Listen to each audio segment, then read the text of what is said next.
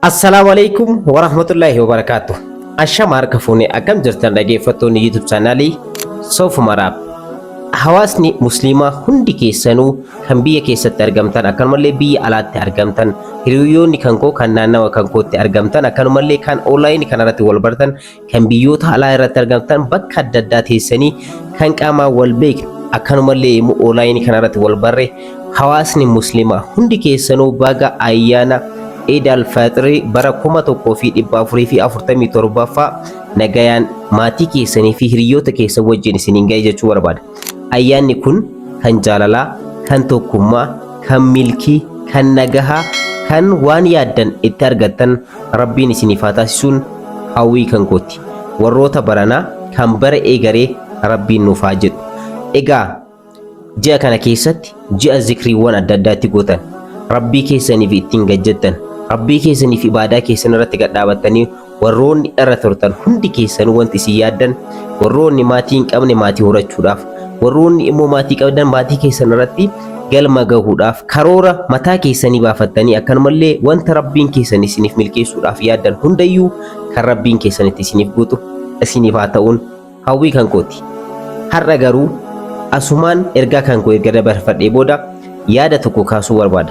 Yaada kana hawaasni Musliimaa bal'aan akkanumallee hawaasni Oromoodhaa afaan kiyya dhageettan kan amantii garagara taanee Oromummaa walitti qabnu ergaan tun ergaa kan koo kan bara 2018 ayyaana Eid al-Fitr bara kanaa sababeeffachuudhaan ergaa isiniin dhaqabu keessaa isa tokkodha. Viidiyoo tana asatti ilaaladha.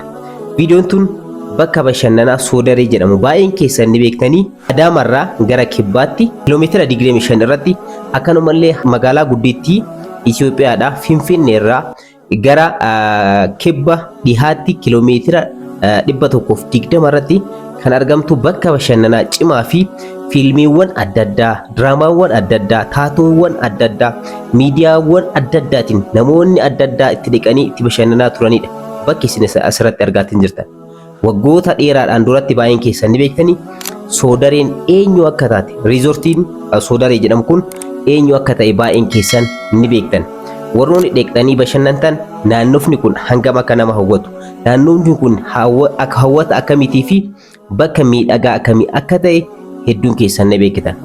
Garuu viidiyoo tana erga argee booda hedduu tokko na gaddisiises, hedduu tokkos immoo biyyi takka, uummanni tokko, magaalaan tokko, naannoonni kamiyyuu fooqiin fedhe haa hojjetamu, bakki fedheeyyuu wanti barbaade yoo itti hojjetame uummata malee akka hin miidhagnee fi uummataan akka miidhagu bakka irraa baruu dandeessanidha.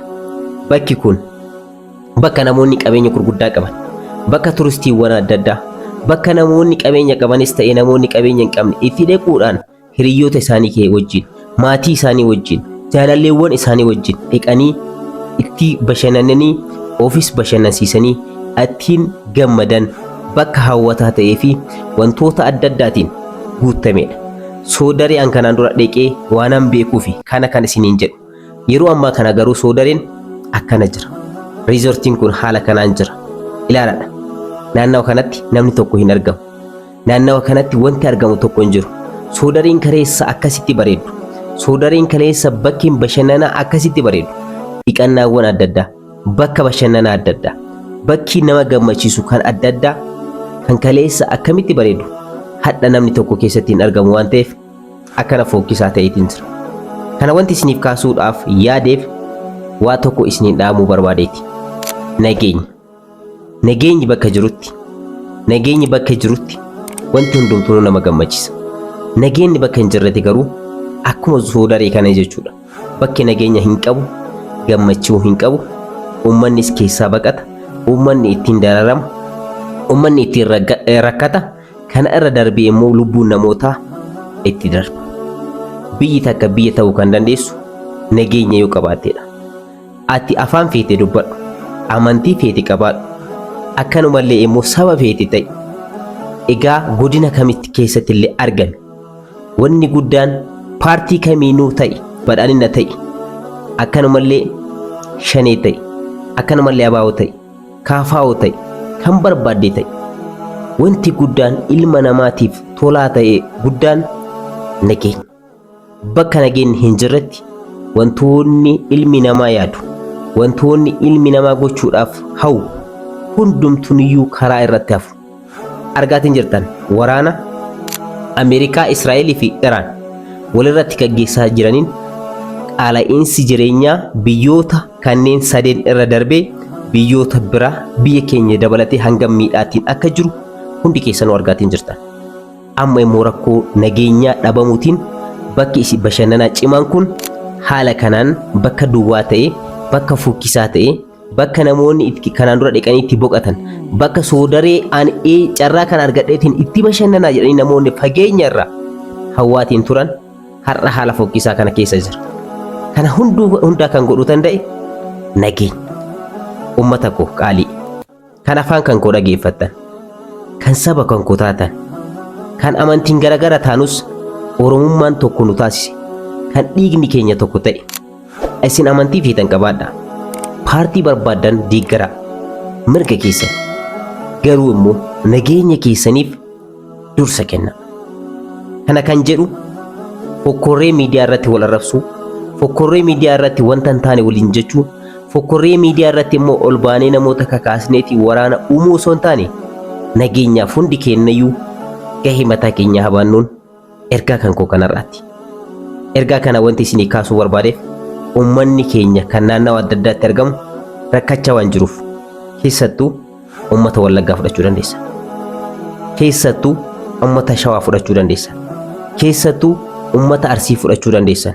Kanarra darbee godinoota tokko tokko keessatti illee rakkoo yeroo ammaa kana nageenyaan wal qabateetiin deemamaa jiru hangam ummata keenya miidhaa akka jiruu fi ummata keenya hangam dararaa akka jiru hundi kennayyuu argaatiin jira. Kanaaf nageenya keenya haa tikfannuun ergaa kan koo kan YouTube chanaalii kan koo Soofumar App irraa yookaan immoo Mu'ee App irraa isiniif darbuudha.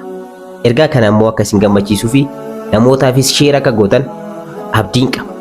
Har'a barnoota addaa isin barsiisuudhaaf miti kan dhufe. Waa'ee nageenyaa kana isin inda qabachuu barbaadeeti. Lola Ameerikaa fi Iraan akkanumallee Israa'el irraa waa hedduu argineetiin jira.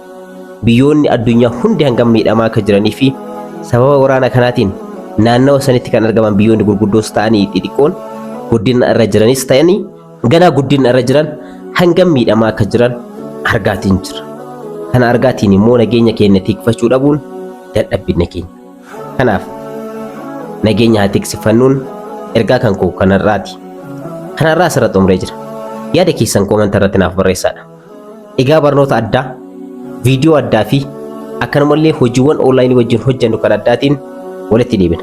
Warroonni ergaa keessan karaa sooshaal miidiyaa kan koo feesbuukiitiin, tiiktookiitiin, telegiraamaatiin baga ittiin si ga'e mu'inaan jettan hundi keessanuu aamin wajjiinuu baga geenne isinii jechuu barbaada. Kanarraa asirra xumuree jira. Ergaa kan koo immoo namootaaf sheer gochuudhaan waliin dhaqqabaadha. Warra baranaa kan bara eegaree rabbiin nuuf haa jedhu. Nagaa keessan haa jiraadhaa.